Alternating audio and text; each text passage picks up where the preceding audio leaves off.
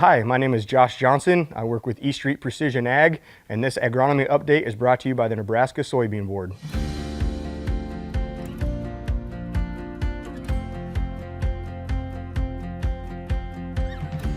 We're located south of Mead. There's a big University of Nebraska research building there.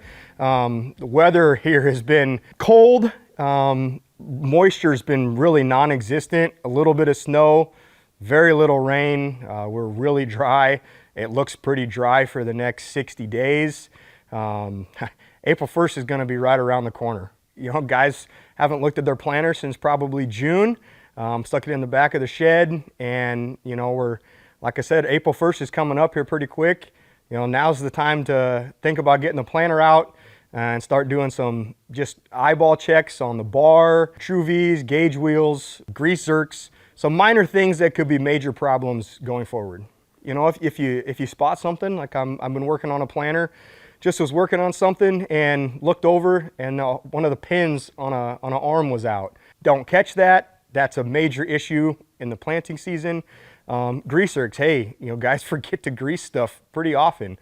You know, you gotta check that stuff. True V's are so important because if your true V's aren't the correct measurement, your depth is off. And without proper depth, your uniform emergence, seed to soil contact, I mean, everything comes from proper depth. So if your true V's are a ½ an inch too short, everything is a ½ an inch too short. If you know that there's something that needs to be done on your planter, I mean, tomorrow is too late to get going on stuff, but if you know stuff is in pretty good condition, March 1st, you need to be getting stuff out to look at. Planting is critical, and some guys just kind of think, we get it in the ground and it's good to go. But 25 years ago, man, if you got the beans in the ground, the beans are gonna grow. Man, anymore, beans are as important, if not more important than corn in some aspects. Depth and uniformity and emergence and all that stuff is just as important in beans. Your whole crop comes from planting. So if you don't put it in the ground right, harvest won't go right.